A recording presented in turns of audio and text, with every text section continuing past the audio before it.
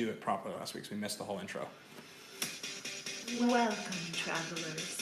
We're aware that your journey was difficult, but prepare to have your questions answered, for you have been granted an audience with the Masters of Mon. There's our clap to start the episode. Now everyone can see you. Yeah, we're working on this. Welcome to the live stream of the Masters of Modern podcast. I am your host, Alex Kessler, here with my co-host, Ben Bateman. What's up, everybody? How you doing? This is not a live advertisement for Celsius, but I am drinking one. I've been doing that point thing on the podcast every week for the last 300 episodes, 167 episodes. Yeah. And this is now people can see me doing the point. I just pointed at you for no reason. You just shortchanged us by like 3 months. It's like 180 episodes now. Yeah. We're going to hit 200 episodes of this show relatively soon. Okay. And it only took us 176 to get to video. I'm proud of that. Proud. I'm proud to be here moment. talking video. So we're here on the live stream. This is the Masters of Modern podcast. Yeah. We talk about modern, magic, the formats that we love the most. And we like to talk about all the things that are happening. This week is an exciting week because we are addressing a conversation that got started on Twitter, I believe, by you. Yep. Yeah, Yeah. I think it's the conversation people that talk we're about it. discussing on the episode today is which standard sets have had the largest impact on Modern. It's really asking the question, do standard sets, by and large, have a major impact on the Modern format? The answer is yes. We started this podcast with Khans of Tarkir. I think I came on 7 episodes in. Khans had been out for, I think that time, literally. And we are going to look back to sets beginning with Khans and talk about which set had the largest impact on Modern. It's a fascinating topic. Alex and I went through every single card with a fine-toothed comb. And we're going to talk about those sets. So that is today's episode. Before we get to that, just real quick, I am at Kess Wiley on Twitter. Yes, I'm Ben Bateman Media. You guys can find the podcast at the MMCast. And, that's kind of there's other stuff, too. I guess there's a Facebook group that you guys are probably watching in right now. It's like the major Facebook group for Modern that's out there.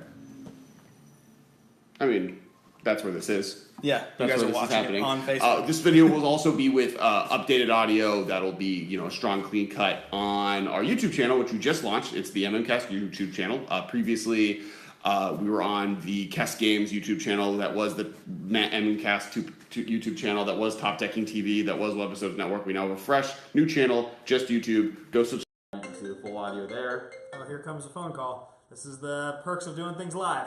Yes, we have a YouTube channel. We're very excited about it. We launched it 2.5 weeks ago, and we're going to be putting up the show every week with edited audio. The show will also still be going out, audio on YouTube, podcast networks and whatnot. But you'll be able to see us every week, and also we're going to be introducing more content soon.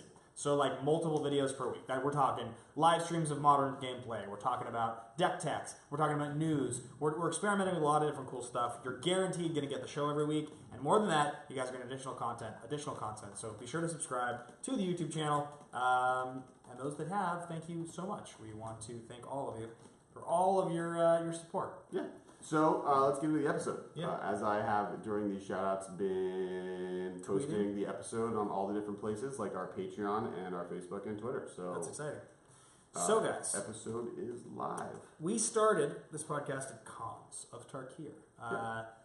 Well, I mean, it's more okay. So the conversation really is, there's always a conversation every time unbannings come out, and that's what we talked about last week. Where do we want things to be unbanned because Modern is in a good place right now where we don't want to change what's going on. We don't want to see things be different than what they are, and because of that, we have a situation where people are like, I don't want it to change. I don't want them to unban Stoneforge Mystic. I don't want them to ban a card because then the format stays stagnant. But the point of that is they print new standard sets every 3 months. But for the most part, people kind of are down on standard sets and how they affect Modern. The basic tenet is most cards in a standard set aren't powerful enough to see play in Modern. Most standard sets aren't for Modern, so that's really not changing the format. But then you go look at every set released by Wizards of the last 3 or 4 years, and that's what we're going to look back today, and then we're going to go back farther maybe in later episodes. And there are definitively powerhouse cards in almost every set Wizard prints. Well, I think, just to make some basic examples, right? Mm-hmm. Let's take the most recent set. We have one of the most impactful cards printed in Modern in a long time, in Dominaria and Teferi. Teferi is insanely powerful. Right. Insanely good. Like, I had talked about last week how I don't remember what I used, but Daniel Huckstep tweeted at me and was like, this is the best hashtag ever. I think it was like crazy nuts, ridiculous bananas or something like that. Okay. I don't remember what it was. But the point is, that is how I feel about that card, and that's just out. So it does periodically happen. People are commenting on your suit. What about it? On the live stream. They're not saying, why don't I have one? The answer to This the is a question suit. is... Actually, I do have my wedding suit in the other room. It got delivered. Really? Yeah. Huh. So that's happening. I would back love to derail critique you. your style. Yeah. No, so that is a hugely impactful card that has just been printed, and I think we can both agree that Teferi is like one of the better cards printed in a long time. I don't know if that's necessarily true. We're going to go through each set, and we can kind of talk towards. And one of the conversations we'll have is which of these sets that we're going to go over was the most impactful towards Modern, while also which cards have been the most impactful, and that'll be kind of part of that conversation. But yeah, we'll do like a top 3%. But I mean, like, humans existed because of, and I would arguably the best deck in the format, because of one set. Like, yes, a lot of the cards are from other sets, but that deck did not exist until Ixalan came out. Because yeah, exactly. Straight up. And so, like, looking at what's kind of existed before to looking what's more available, new sets come out and they change Modern all the time for the better. You know, you want Modern to be evolving as time goes on. Yeah. Which is why I'd also then say unbanning cards seems to not be that big of an issue. People are always like, oh, I don't want Modern to change. I'm like, every standard set affects Modern, so why not take this opportunity to add cards from the ban list that are not going to be any more powerful than Modern? Yeah, I mean, the power level in Modern, one of the most fascinating... Broadcast has been paused, so we're going to wait until it's unpaused. Why is it paused? Or is Craig, are you correct? Is it paused for you? It's not paused for Craig. Some refreshing, and we're good. We're back to watching. Okay. So, I mean, I think the power creep in Modern is real. We talked about this last week. We had a whole conversation about sort of the 1-drop, 2-drop, 3-drop, 4-drop issue, right? And like, what makes Stoneforge Mystic a possible unbanning target? Why is that okay to do? Right. And the answer to the question is, they continue to jam-pack Modern with cards that are like effectively 2-drops or less in their power level. I mean, we'll get to it when we talk about Hour of Devastation, but like, Hollow One's effectively a 2-drop. It's a 1-drop. It's a 1-drop, a 3-drop, or a 0-drop. It's never really a 2-drop. Yeah, but I mean, it's as power. It's like we talked about that. Oh, your Batter Skull is nothing on turn 3 compared to my 12 power on turn 1. Right. So like that's kind of the way Modern has gone, and it's a super turn 1, turn 2 format now. So your turn 3 Stoneforge Mystic isn't really going to affect it. You're like unbanning cards isn't going to be that detrimental when it's already handling 300 cards being submitted into the format every 3 months, and of those, at least 3 of them, most of the time, are powerhouses, if not up to 6 or 7. I think the most we have is 8, is the high end of sets. Yes, so I suggest we jump back to the beginning. I think that's got to be the smartest thing to do, right? So start from the beginning. Not count down, not count back, count from the beginning. I mean, I guess which is more interesting. If we get to the current sets. What do you want? Do you want us to talk from the beginning or from the back? Start with Magic. Or Concept Tarkir, or start with Dominaria? I got a better idea. I think Dominaria is more interesting. Oh, I was going to say, instead of going chronologically, we have them organized by sets in your phone. They're organized alphabetically right now. Let's pick the least impactful. We want it perfectly organized, but we can do them in groups. Okay. So let's pick some of the ones that have virtually no impact. All right. And then we can get up to the ones that were the So I think this is perfect. All right. I think relevant to what we were just talking about. Yeah. This seems to be in the bottom 2, if not the worst, and that is Hour of Devastation. Yeah, Ronus' last stand never made the impact that I was hoping for. Now, obviously, the best card from that side is Hollowed One, followed by a Braid. I think those are easy, 1 and 2. And then, like, it was really hard for us to find a third. And what we're going to do is we're going to have the 3 best cards. We might mention some honorable mentions. And so Hollowed One and a Braid are obviously the worst, or the best 2. Following that is Claim the Fame and the Scarab God. Well, Claim Fame is dope. Like, Claim Fame's a great card, and that card should see more play. We talked about this last week. Scarab God's insane. I have a whole thing with certain cards that come out in sets where I'm like, the power level and standard of this card is so high that I know eventually this is going to be a powerhouse in Modern. It just takes time. I don't know if it'll be a powerhouse in Modern, but it'll see some play. I don't think, like, the bad guy of Standards Pass is always a big player. Like, Thragtusk sees some play. I think this is like a Thragtusk comp. Are you talking this is like a Keranos comp? Like, the one I think it would see play similar to how Keranos does. It's a similar kind of position. I think it's more comparable to Thragtusk in how it was played in Standard. And Thragtusk is a sideboard card out of like random scape shift decks. Like that's pretty much it. Yeah, I think, and Braid is pretty loose as a sideboard card for sure. Hollow One, obviously, there's a whole deck based around it, so it's an exciting place to start because that card's nuts. And like this comes off of we're then against the Hours of Devastation or the Amonkhet in general, which has a much higher power level tolerance. But true story. When they printed this set, that I was obsessed with trying to make Ronos' Last Stand work. Yeah. I thought that card was fantastic. Mm-hmm. So I made a deck that I named in my phone Last Stand at the Border, and it was all border posts and Ronos' Last Stand. Okay. It was bad. So before we get into the remaining of the sets, because we were going to do these shout-outs before we got into this, but that'll be a little bit of a taste. I want to do some shout-outs. We have to advertise all the things that we're doing, and we try spreading them out, so we're only going to get a few out here. The first one is the Command Zone. They are a sister podcast. We are both on Collected.company. They also have a YouTube channel. It's linked as one of our featured channels on our YouTube channel as well, so the MMCast YouTube channel is also to be shouted out. Make sure to check out, you'll be able to hear this whole episode with like strong audio. Craig is over here managing the chat and doing the audio format. Say hi, Craig. There he is. So that's obviously something to check out. Make sure to check out Command Zone. He also works for Command Zone. Craig's just everywhere at all times. All the time. He's an omnipresent. He's very much the Nicol Bolas of Collected.company. There you go. Yeah. So make sure to check them out. Make sure to check out Battle Bosses. So we've talked about it in the game. You can see different artwork from it and pieces. Up here are some sculpts for Battle Bosses, which is the game that we were coming out with, and we're kickstarting in August. We're going to be doing demos at Gen Con. We'll be doing some demoing at Comic-Con. We're going to be launching the Kickstarter August 14th. Make sure to go to kest.co/battlebosses to sign up for alerts on that so you can see live streams that we're going to be doing every Thursday and check all that stuff out. And then last for this round of shoutouts is the Patreon.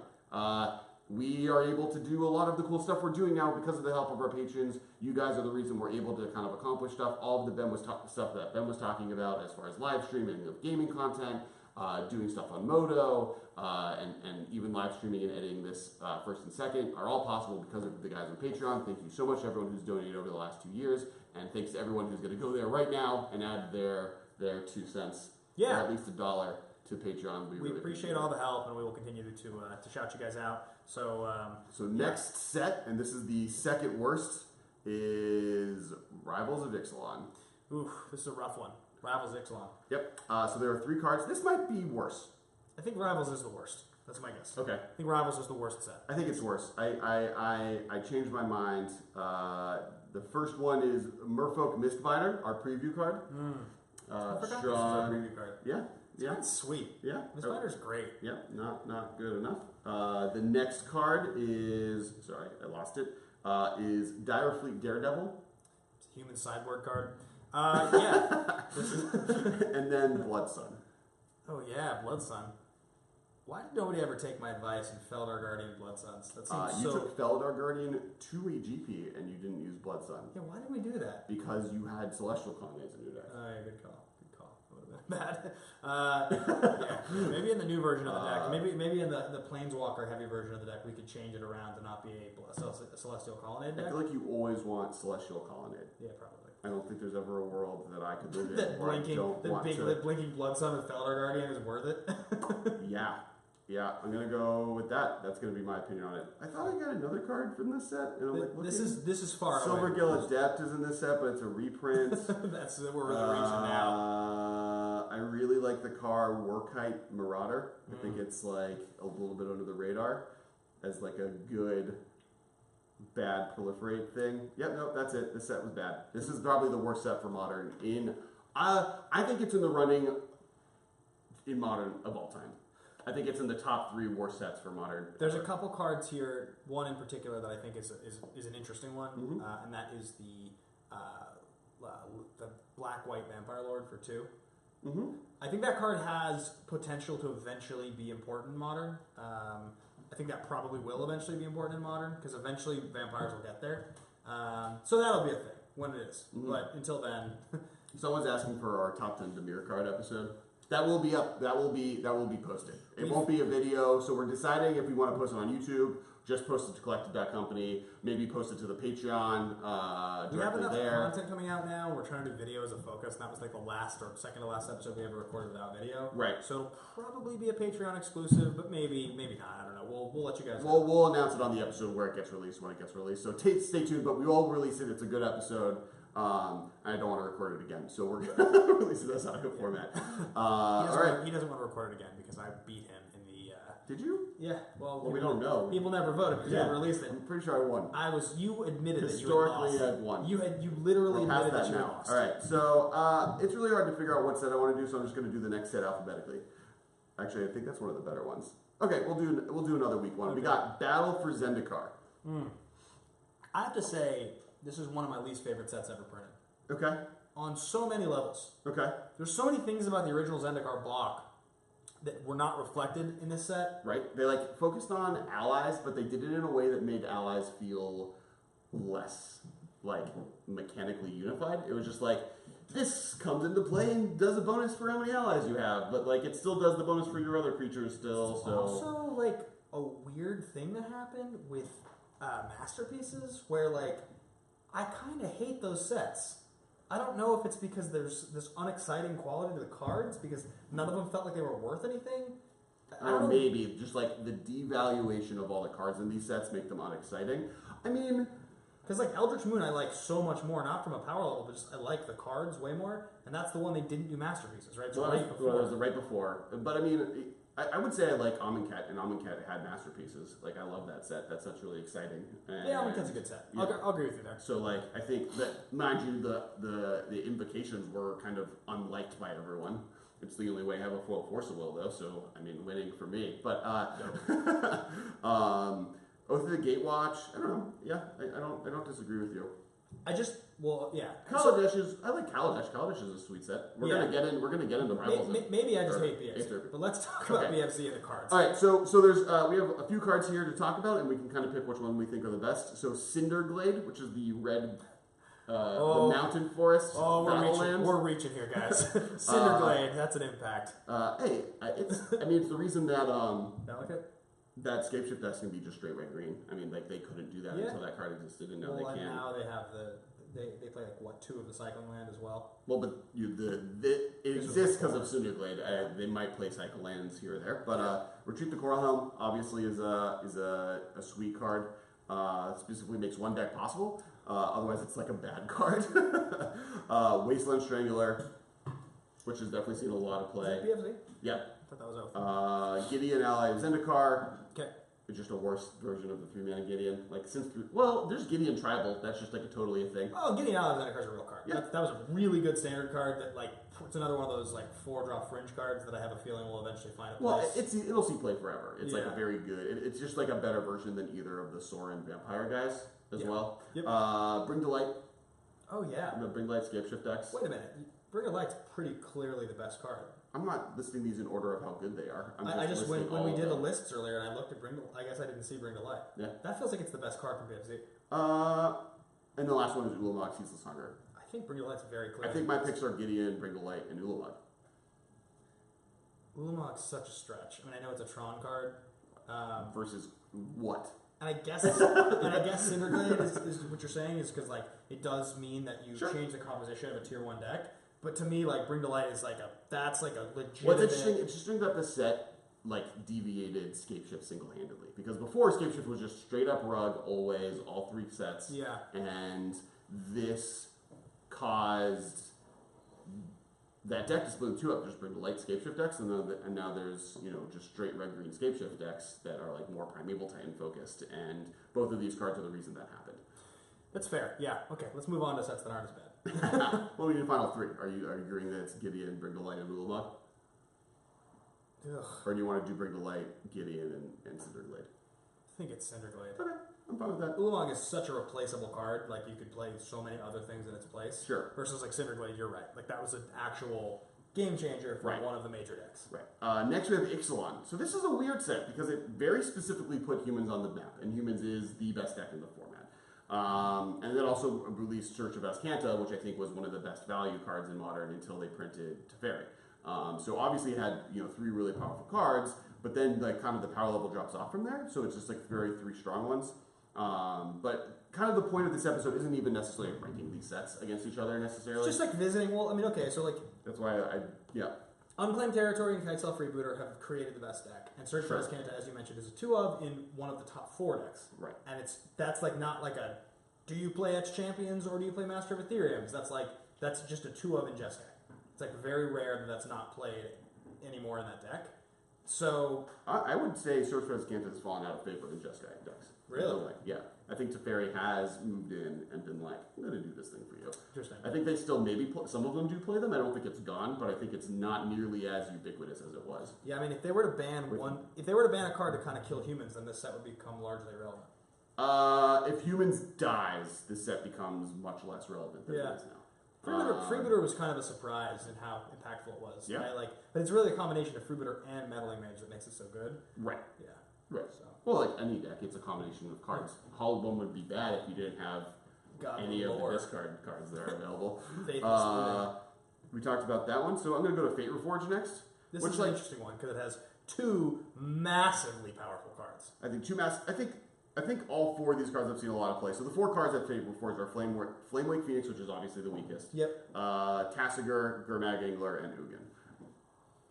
And those are obviously the 3 best ones. Yeah. So we're done here. I mean, Delve is obviously a powerful mechanic. We're going to get into that a little bit more as we go through the episode. But these are definitely 2 cards that have definitively modified Modern and made it a different thing than it was before they existed. And Ugin has given a lot of power to... Man, Michael just pointed out that Ixalan does have Command a Speaker. Oh, yeah, that's the Green Merfolk dudes. Yeah. Yeah. I mean, Command a Speaker? Are there any other good ones? Yeah, there's one that explores, and there's the 1 mana 2. Branch Walker. Yeah. Branch Walker, there's Command a Speaker, and then you have actual Command. Yeah. Tyrant Arazka, but that's not a good card. I think. Yeah. I mean, not for Modern anyway.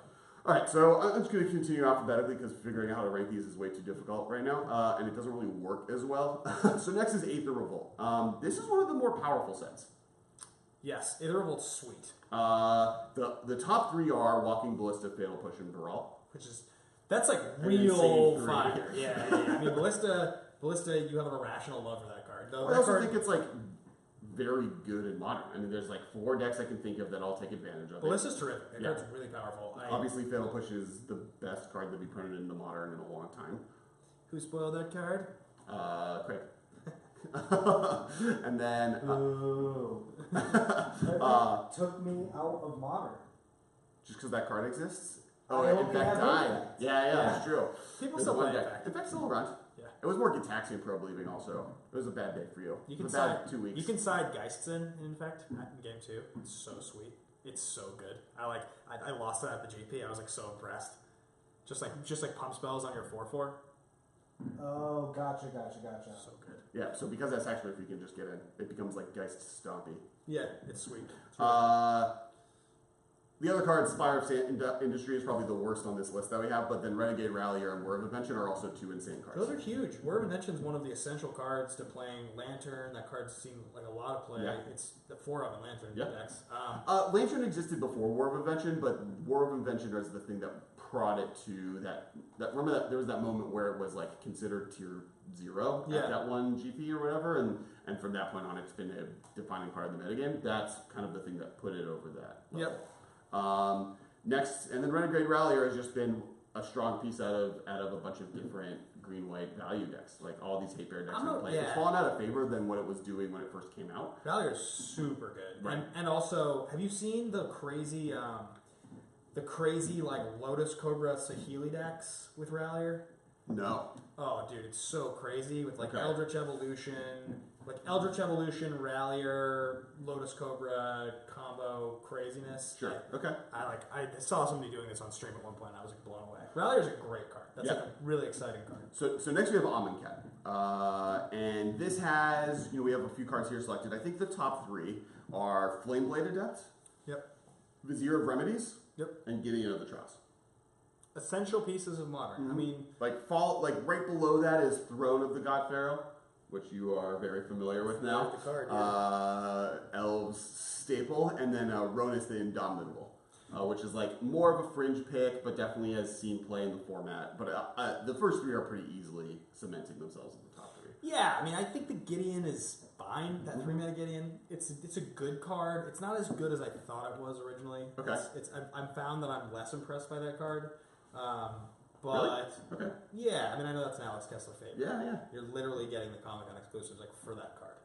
Oh, I don't know if I'm getting them. I'm trying though. Yeah, We'll see. Yeah. But I definitely think that those are good. I think this is probably a little lower than the couple of the sets that came before it. Sure.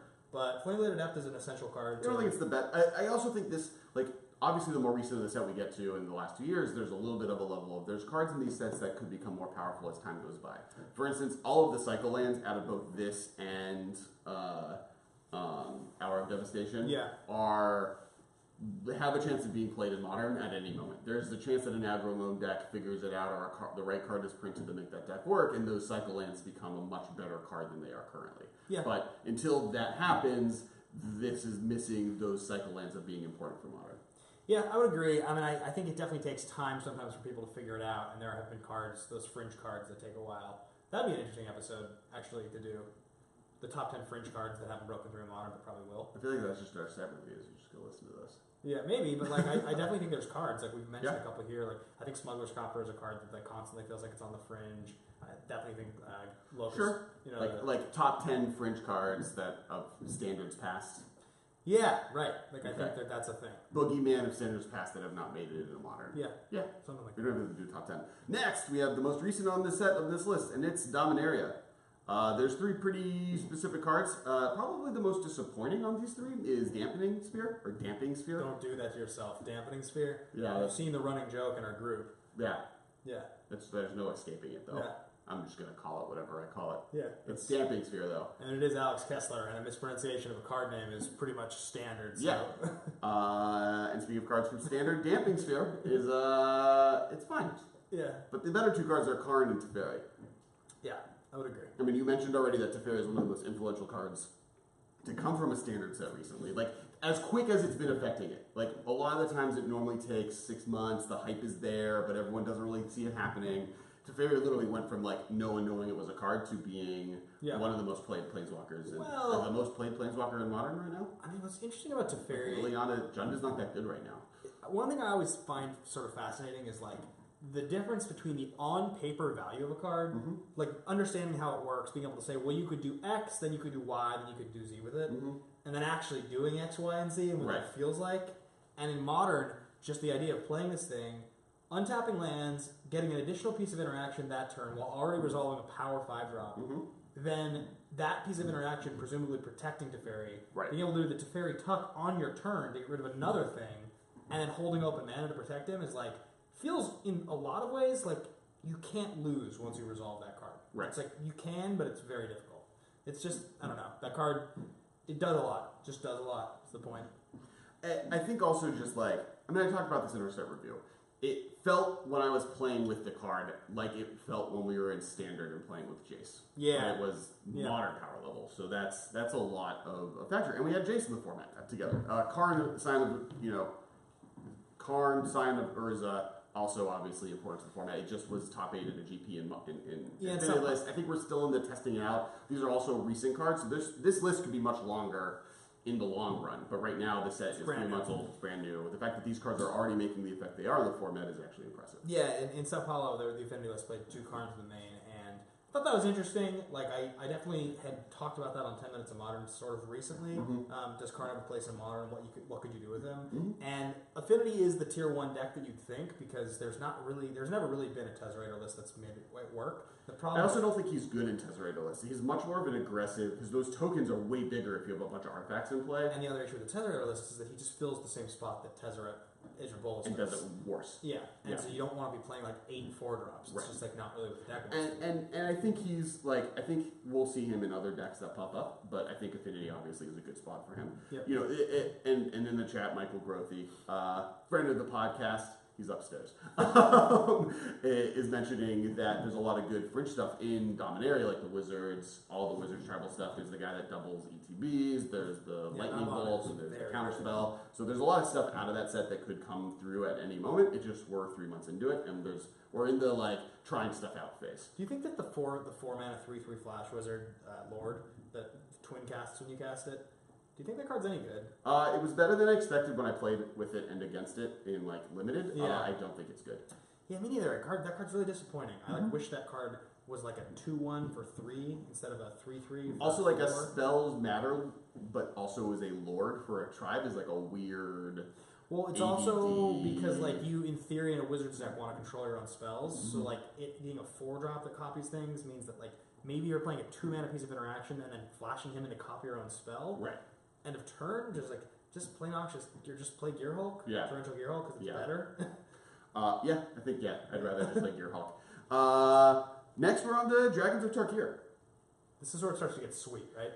This set's interesting. Like, it drops off relatively quickly. Like, the top 5 is pretty good, but like, really, when you want to get to the top 3, I think it's like Collected Company, Call Against Command, and then like a Tarka's Command with Anafenza, Kintree Spirit as like I think with Anafenza, like the reason I like put more weight onto Tarka's Command is Burn needs a Tarka's Command and has been playing it pretty thoroughly, where Anafenza combo has kind of fallen by the wayside and isn't that much better than what Malira was doing. And I think the sheer power level of the two top cards, Kolaghan's Command and Collected Company, the number of decks they've seen play in, the number of archetypes they've spawned. Sure. There's so many variants. I think Collected Company is one of the most important cards in Modern. Yeah.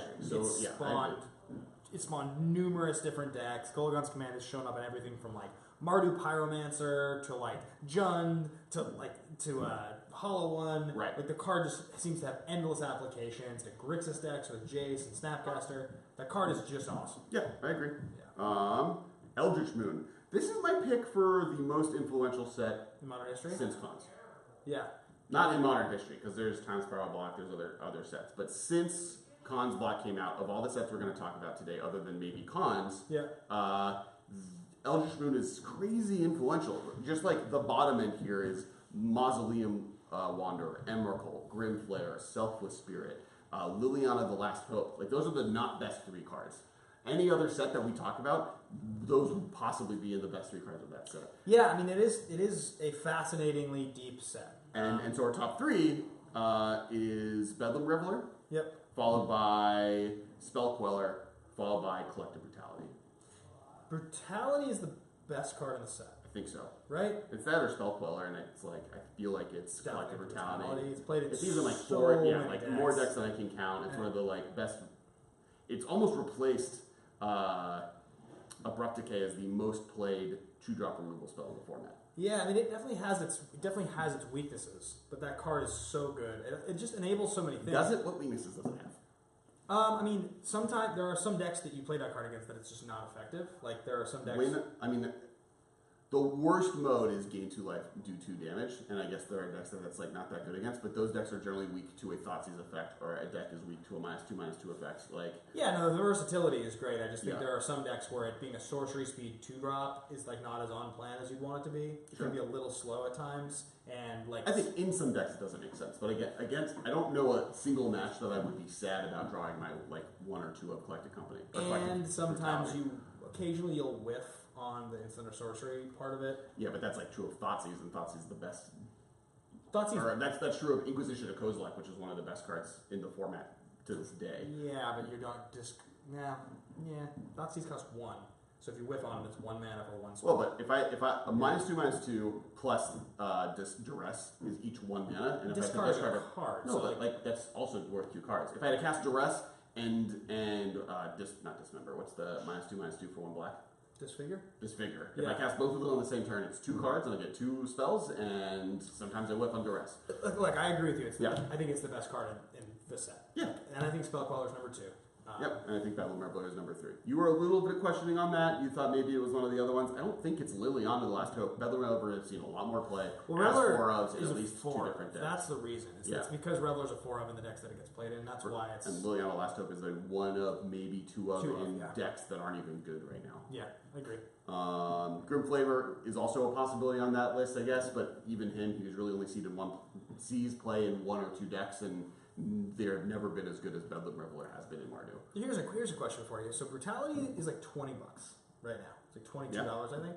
That's pretty high for a rare. Mm-hmm. So that's probably not the pickup if you were going to try to pick up a card from this set. I think Bedlam Reveler or Spellquellers are like safe pickups. I think any of the Spirit cards, so Selfless Spirit actually I think is a pretty good pickup from this set because it's just like a card that will always be good. And that'll probably end up being like a $14 Spirit at some point. Yeah, correct. Yeah. Next is we did all these. Kaladesh. There we go. I have 6 cards here. It's Aether Hub, Botanical Sanctum, which just covers all of the fast lands, which I think is the most important card. Those are the fast lands. Inventor's Fair, which is obviously a really important card in Modern. Yep. Cathartic Reunion, which is my second pick for most important card. Chandra, Torch of Defiance, and then Torrential Gearhawk. I think for my third pick, it's between Chandra and Inventor's Fair. Which one do you like more? Chandra? Okay. Chandra, I mean, Inventor's Fair is a great card, and it definitely has its grindy applications, but it's like KCI and Lantern taking advantage of it. By the way, going through a box of cards last night, like periodically when I go to Seattle and I bring back old cards, I like in a stack of just like random artifacts that I had brought from Seattle, I found 3 copies of KCI. Nice. Just like next to a bunch of signets. Yeah. I was like, $60, sweet. Nice. So that's kind of my point.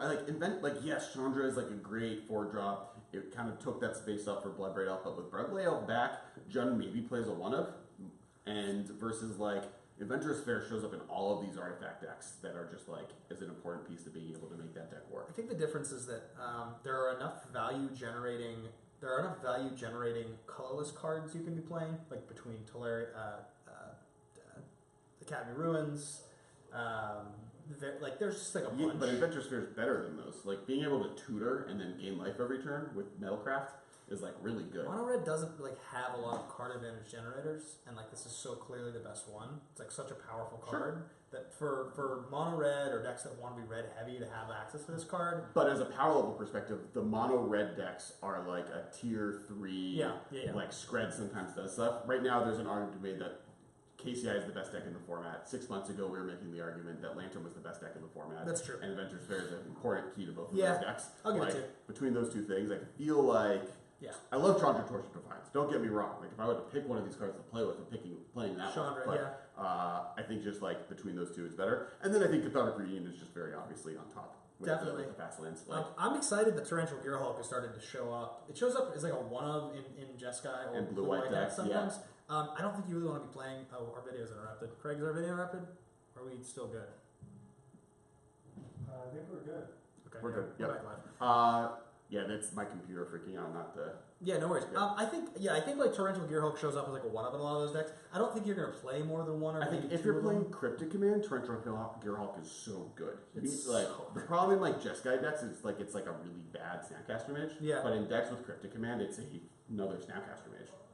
That's what you're doing with Snapcaster. You're trying to snap back Cryptic Commands, and this does that. So I think it's definitely really powerful. Cons of Tarkir. Now this was our statement was this is one of the most powerful sets to affect modern history. I think this is really high up there. I think this is better than necessarily Eldritch Moon was, but I think they're comparable. Yeah. Obviously, the fetch lands is the most important card out of this set. Big shout to Ash Piercy, who's giving a quiz watch before he goes back to driving his bus. Thanks, man. Thanks for watching. Appreciate it. Treasure Cruise and Dig Through Time obviously affected the format. They're no longer around though, but those cards are so good. They there's like been 2 real eras of like modern being physically broken. Yeah. And one of them was Eldrazi Winter, and I would call the other one Delve Fall. Yeah.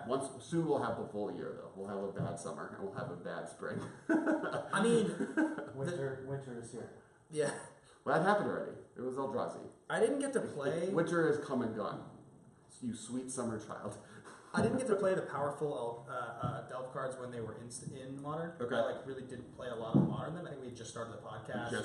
And I was more learning it and talking about it and I was heavy on Birthing Pod at that point. Yeah, and now because Highlander Roulette, because they're legal in that format, I play obviously both of them, and they're just so good. They're really good. It's stupid how powerful those cards are. And then beyond that, you have Siege Rhino and Mantis Rider. Mantis Rider has become a huge thing in Modern now because of the humans deck. Yeah. Stubborn Denial, which I think is actually pretty high in the top here. Jeskai Ascendancy, Monastery Swiftspear, and Hardened Scales, which has become this huge thing because there's all these cool decks doing stuff with sacrificing artifacts and all that kind of stuff, the modular decks. But I think my picks are the Fetch Lands, Stubborn Denial, and Monastery Swiftspear. Because the Delve spells are banned. If the Delve spells were legal, different conversation. But they're not. So we're past that. There is still a Jeskai Ascendancy deck. People still play it. Yeah, I think Jeskai Ascendancy is a good card, but I think it's as good as the Hardened Scales deck. Yeah. And I wouldn't say the Hardened Scales deck is the most defining card out of Khans of Tarkir. Agreed. Monastery Swiftspear has been an important card out of both Mardu decks and Burn decks forever. and Delver decks, blue-red decks. And Stubborn Denial is one of the best counter spells in the format. Yeah, it's really good. It also plays really well with the Delve cards, the creatures, because they're all 4 power. Yep. Next, we got Magic Origins. Yeah, this is the last core set before M19, which we're not covering M19 because it's not legal yet. This episode comes out before M19 comes out this weekend, right? Origins is sweet. That's definitely sweet. I think top end. So the cards I have listed here are Dwyn's Elite, Jace Vryn's Prodigy, Gear per Aether Grid, Shaman of the Pact, and PA and Kieran Noir. I'm pretty comfortable in saying that it's Jace, Shaman, and PA and Kieran. Shaman of the Pact made elves. Elves did not exist really as a deck in the format until Magic Origins came out. Between that and it was a tier. Shaman of the Pact. You're talking the black green elves. So I guess there's a conversation. Collected Company came out because it didn't exist before Collected Company. Right. There was no elf decks before Collected Company, by the time Collected Company elves was something people figured out was a thing you should be doing. Magic Origins just came out as well, so it was kind of both at once. It was Collected Company that did it, but these are cards that came out very quickly and are a huge part of those decks. And, Gabriel Aether Grid is a sideboard card out of Affinity. It's definitely very good. It's a sideboard card out of Lantern. It's definitely very good, but it's not format defining. No. I don't know if sideboard cards. Aether Grid is as good as Psy Master Thopterist is maybe going to be. It's a good engine card. So. And then P and Kieran Delar is I would say the other top one. Magic Origins was obviously a very influential set to Modern in general. There's cards here that aren't even in here that we'll see play in the long run. There's all the Thopter cards. There's the one that makes a Thopter token and then gives all artifacts haste that I've messed around with in decks before. There's a bunch of really weirdly powerful cards in this set. These are just some of the best ones. And I think P, Kieran, Shaman of the Pack, and Jace are the best ones. I mean, Jace was one of the most powerful cards in Modern for a long time. He has really fallen by the wayside. But there's still the Grixis, Gora's Vengeance decks that play him, and there'll always be Grixis Reanimator deck. And I think he's better in Esper decks than some other cards that people play because you can discard Lingering Souls tokens. So there's definitely still stuff to do with him. I don't think we've seen the last of Jace Vryn's Prodigy. And do they play Vryn's Prodigy in Taking Turns? I don't know. I think they do. Right? Yeah, it makes a lot of sense. As a 2-drop, it's 100% what you want to be doing. Yeah. Next, we have both of the Gatewatch. This is an interesting set, mostly because all of the Eldrazi should just be considered one thing. Are we really going to separate Thought Knot Seer and Reality Smasher and? Because it is one strategy, it's one card. I mean, that's Michael Grothy was just saying he thinks that Dwyn's Elite and Shaman of the Pact should be considered one card. Yeah, I agree. I agree with him on that one on there. So it's the same thing. I mean, I think Thought Knot Seer is the best of these cards. Yeah. But what's the blinker you want? The white Eldrazi also. Oh yeah, Eldrazi Displacer. He's really good. Other powerful cards from the set, Kaladesh. Yeah. Just another 4-drop Jung card that Swap play for all. I think this is towards the bottom. And then Reflector Mage. Oh, yeah. And I think Reflector Mage is pretty high up there. I think the Eldrazi are better, but I think Reflector Mage is a quick second or third, depending on how you want to separate. Reflector Mage is legit. That card's totally legit. And then Warping Well. Kind of. It's a removal spell. It's his play. It's his ton of play. I love Warping Well. I'm a really big fan of Warping Well. Interesting. Yeah, I think that card's sweet. The Eldrazi Charm. You don't think that that's my style card to a T? I'm sad that Warping Well isn't called Eldrazi Charm. Yeah, it'd be way better. Or Warping Charm. Eldrazi Charm would be so much better. Yeah. Yeah. What a dumb name. Tentacle Charm. Eldrazi Tentacle. So yeah, Thought Seer, Reality Smasher, and Reflector Mage, though, are the real top three here. If they had called him Eldrazi Tentacle, there would have been so many good jokes. It would have been such an inappropriate card name. Yeah. Anyway. Alright. Shadows over Innistrad. This is another really deep set. This is like, I think the most cards on any list I have here. A lot of them are just close to being actual cards. Yeah. So it goes like Griff's Boon out of Boggles, Insolent Unite out of Jund and other discard kind of decks. Traverse of the You Uvenwald. mean Dredge, not Jund. Yes. Yes. I said Jund. Yeah. I meant Dredge. Yeah. Yeah. Traverse, Sage Rhino. Traverse is Which we talked about, and you didn't call out, but I said Sage Rhino. I said it. I noticed when I said it. I'm impressed. Traverse you shouldn't be impressed. I said it wrong. Traverse is like there are whole archetypes built around Traverse. Yeah. I think Traverse is obvious. I think Traverse is on the top end of these three. Yeah. Duskwatch Recruiter. Yeah, that's one of the most essential cards in a huge combo deck. And a few like separate ones. Like it definitely has different pieces. Rattle Chains, which I think is one of the more underrated cards out of Spirits. Like foil Rattle Chains last night. I ordered one. Next. Yeah. Thalia's Lieutenant. Yeah, huge piece of humans. Huge piece of humans. Thing in the Ice, which is just like been this like thing that people always will be trying to do. Prized Amalgam, which is in my top 3 pick for this set.